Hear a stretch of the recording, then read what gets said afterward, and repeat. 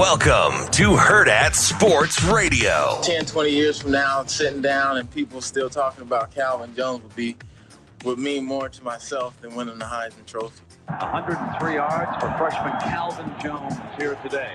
Nebraska, since falling behind by 2 touchdowns, dominating plays, time of possession, but they still trail it by a point. Jones again, big hole on the left. Jones for the end zone. Nebraska leads for the first time. From the 47 of CU. Frazier takes the snap, gives it on a counter play. Jones runs behind a blocker, 45, 40, 35, 30, 25, 15. He's gone. Touchdown! Touchdown! Touchdown!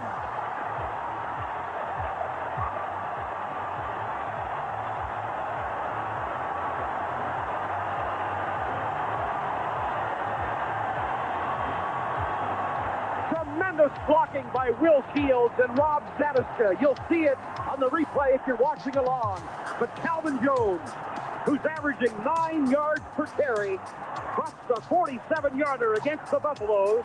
I think when you look back and you saw the tradition and you've seen year in, year out, kind of what we were able to accomplish, it not only said a lot about the coaches and the program, it also said a lot about the individuals and the athletes on the field. Good morning. Welcome in to Hurrdat Sports Radio, presented by Centris Federal Credit Union. That's DB. I'm Ravi Lulla here with you on a Friday. Obviously, that intro was very Calvin Jones-centric, as I'm sure most of you, if not all of you, have heard the former Nebraska running back and NFL Super Bowl champion, Calvin Jones, passed unexpectedly yesterday at 54 years old. DB, I know you were pretty close with him. How are you doing this morning?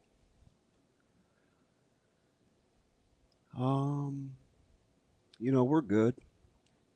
I'm kind of I'm gonna stop doing this. I really am. I'm kind of an empath by nature. Mm-hmm. So that comes with some pros and cons, and obviously, as an empath, you're kind of a good listener. You understand people on a kind of a different level and kind of can detect real, not real, honesty, stuff like that. But the cons that I have to manage sometimes are, like I'll take on other people's kind of emotional issues. Mm-hmm. I obviously run high, so there's always this chance for burnout. And, yesterday was weird. And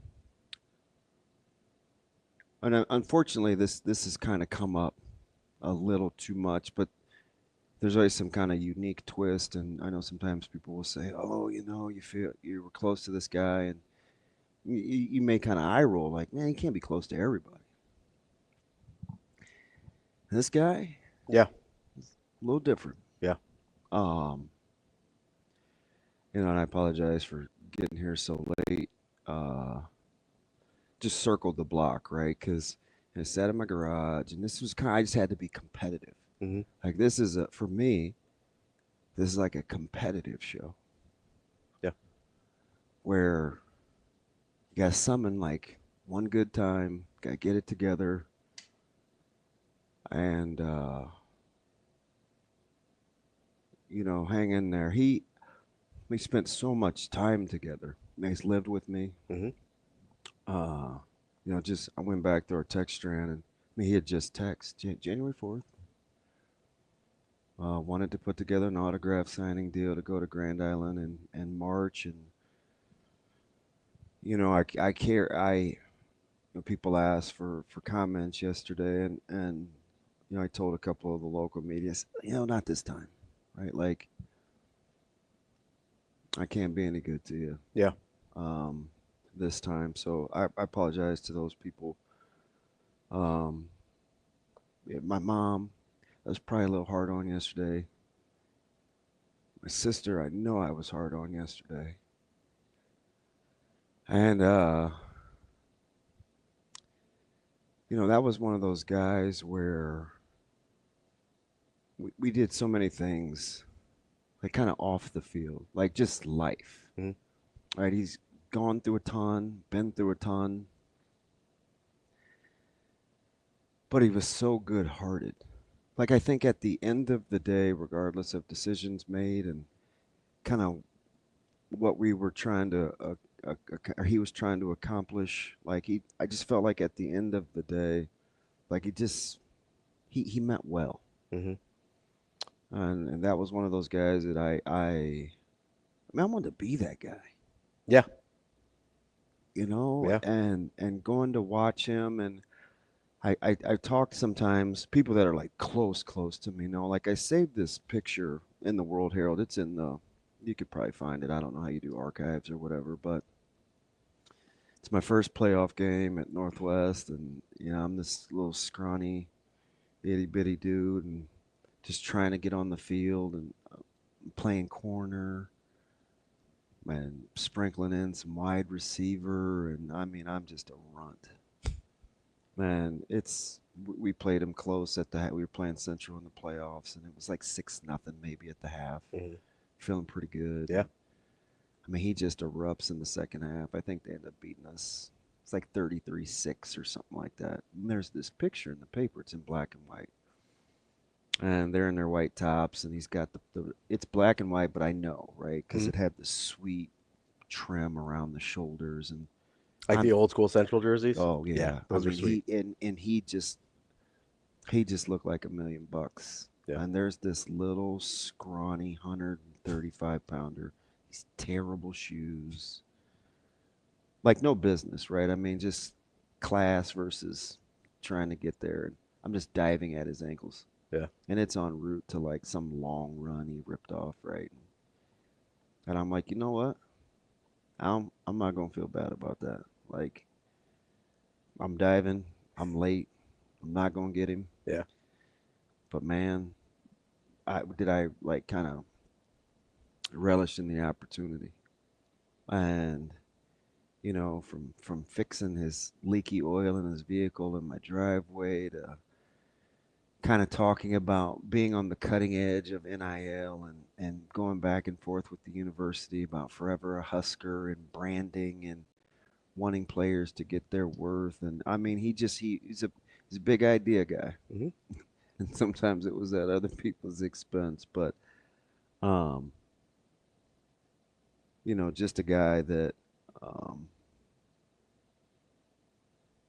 I just the impact across the board. Remember, he came back after his first contract, and I was living out at Old Cheney, and it was me, Cluster, Tyrone Williams, Dumas, a couple of the fellas out on a weekend, and he came out there and came back to hang out with us. He talked me, and he didn't talk me into. He was kind of the catalyst, and to come into Nebraska. He was ridiculously close to my mom and dad, which I think for me, on a selfish level, makes this one a little tougher, just because of how close he is with our family. Yeah. And so, I mean, yesterday was clearly difficult, and I know he's going through it, and I don't know, man. Sometimes you just think about these chapters that are like playing out in people's lives, and it's like, man, always take advantage of the opportunities of when you get to be your own author. Like that's the best thing that I can say. Like, whether you're young or you're in the middle of it or you're a little older, like, if you have the chance to, and when you have the chance to fill in your own pages, you do the writing. Don't let anybody else write your narrative for you. So, I'm gonna get it together here in a sec, but that's just one of those things where it's easy to go back and I wish I would have, could have, should have, or I did this or we did that, but at the end of the day, man, I mean, he was, for me, to me. Mm-hmm. Somebody that I know he just, I don't know whether he had it or not. He would figure out how to get it, Mm-hmm. and he would try to do for you if he could. And I think that's kind of, he's just very other centered when it came to making sure that everybody else was okay, and even when he didn't have it. So Yeah, kind of at his own expense sometimes. oh yeah, Yeah. oh yeah, and yeah, it's widely, yeah, for sure. So that's my guy, and I just was reading back through kind of our last exchanges over a couple weeks ago, and I'll say this: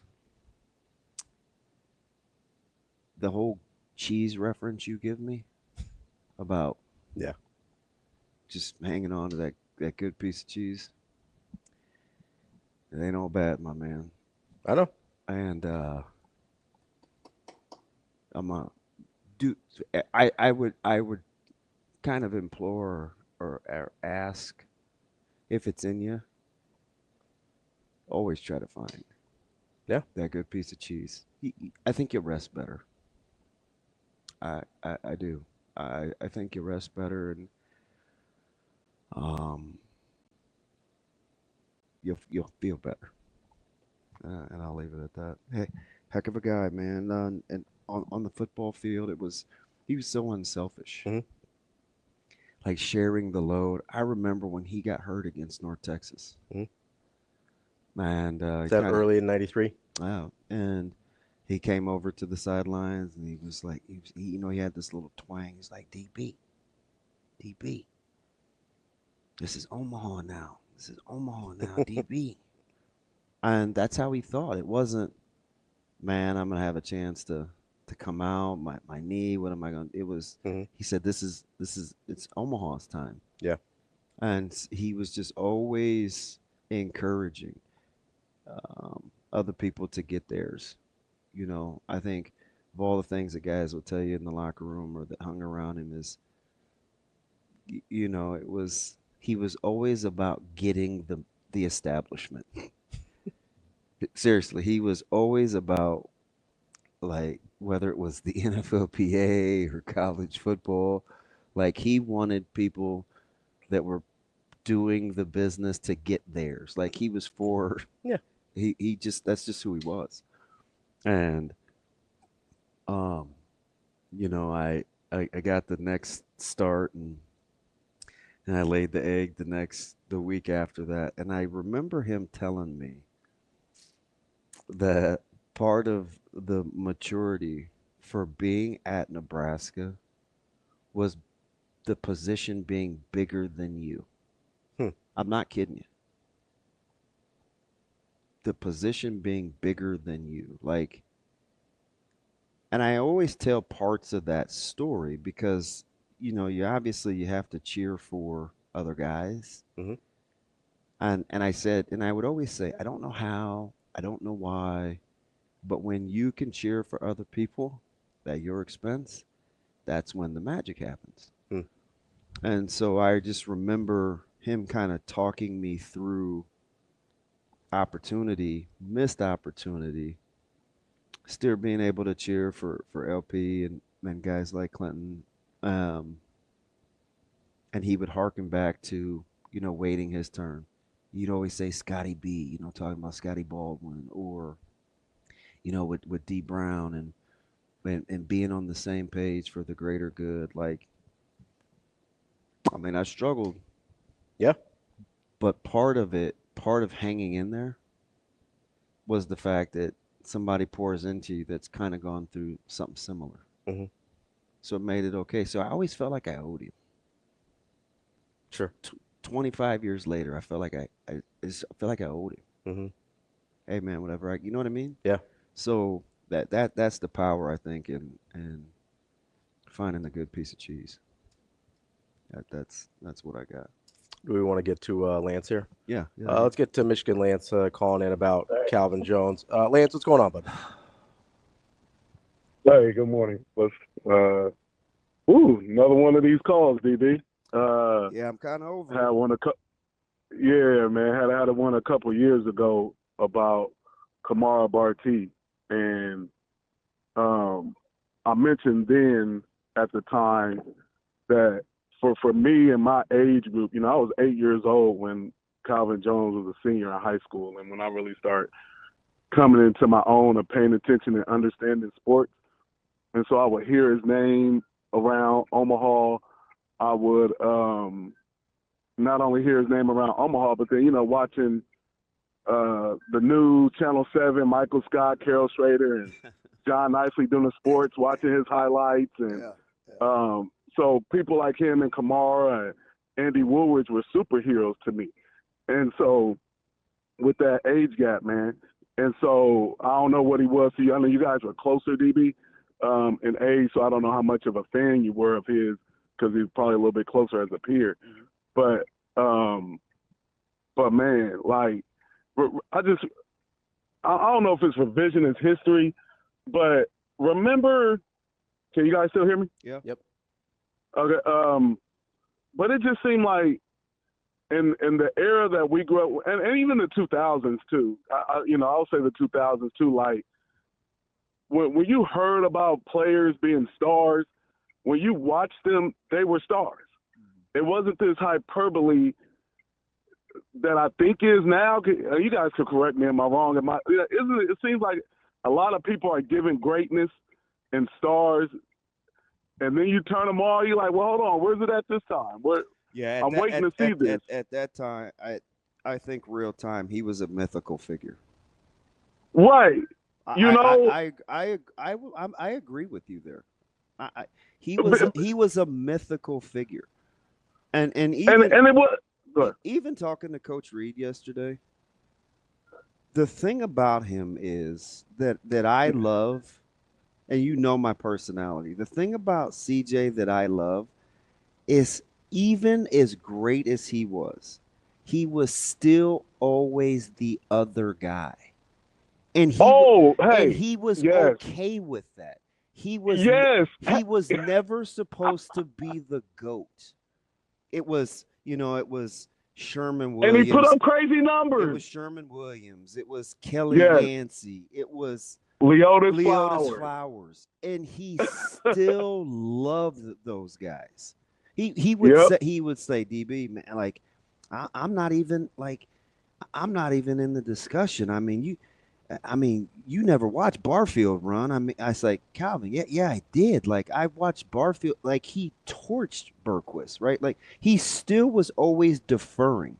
He shared with the Raiders. He shared at Nebraska. Like, he would always defer to the other people around him. Like, the reverence that he had for Scotty Baldwin and D. Brown, it's like, you're the star. Right, exactly. Like, hey, I can bear witness to that. That's just. It was. I don't know, man. It's like. I'm giving him the runaround. I'm giving him the runaround with this autograph signing, and I feel awful for it right now. And it's like, even in the message, it was, you gotta capitalize on opportunities. It's just his personality. It's just his personality.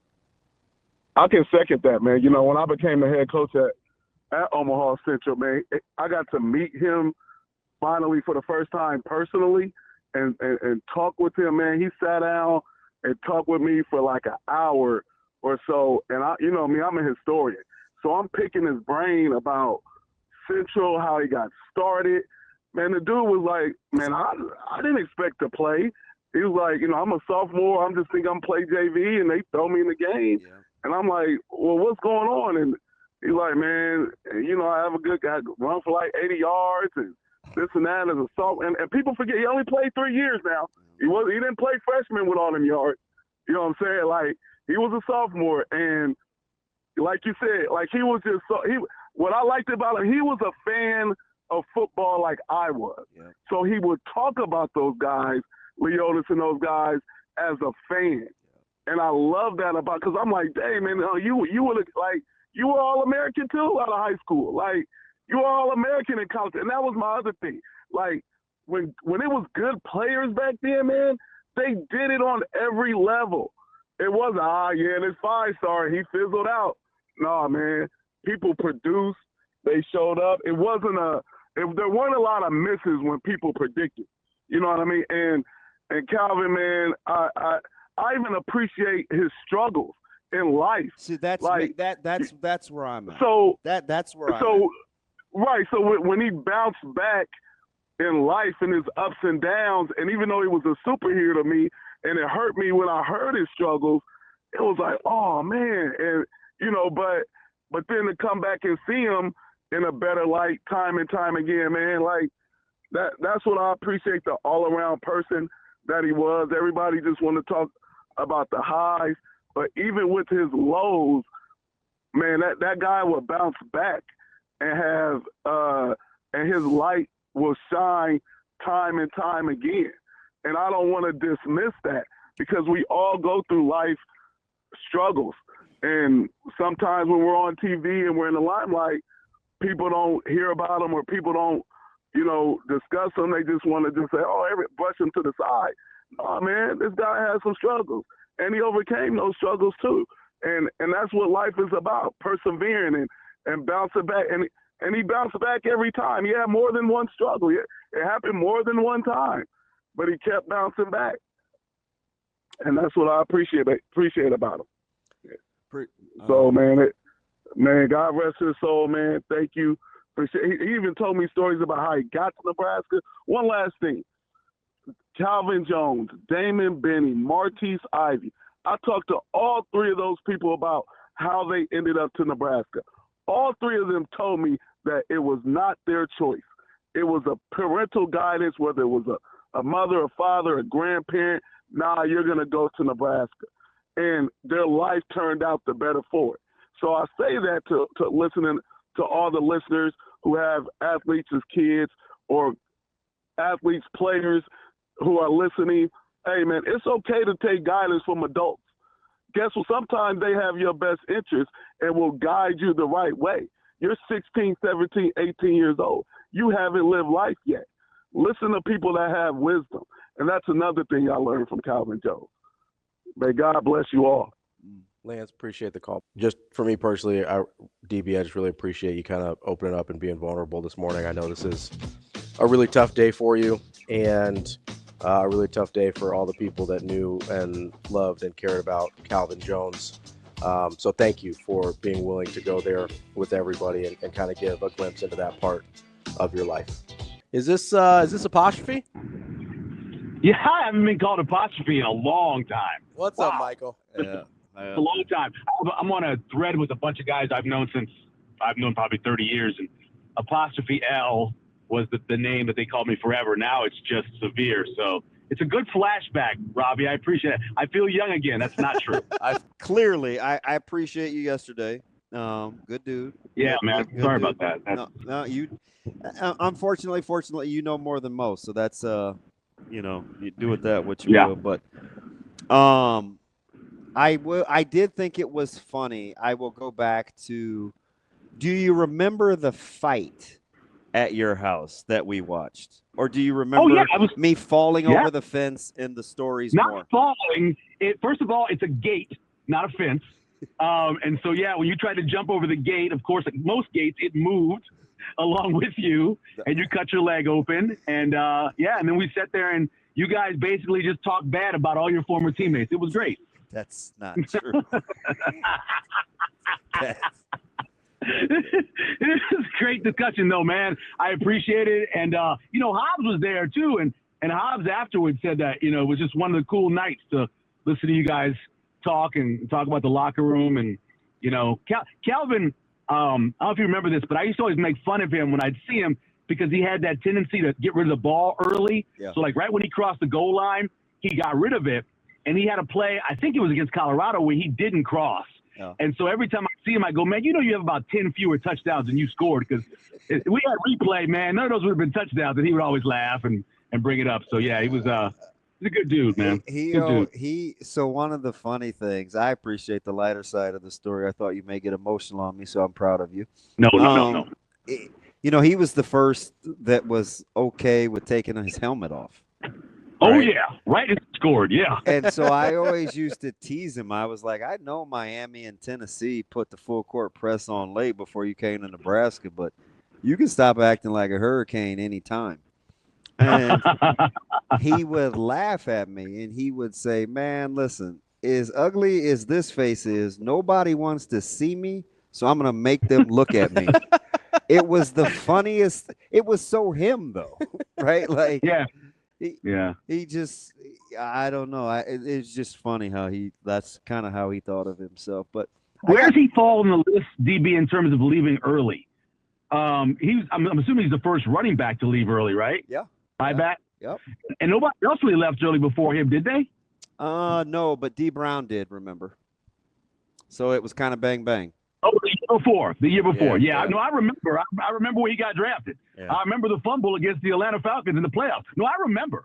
I remember D. Brown. How about this guy? This guy telling my parents at the dinner table, when we were just in the dining room table, we weren't even eating, we were finished. He stopped by to see my dad, and he said, man, DB, you know D. Brown ain't gonna be there forever, man. You need to get your head off your bunda and do what you need to do. And I was like, we don't even talk like that. Like, that's funny. Who says that?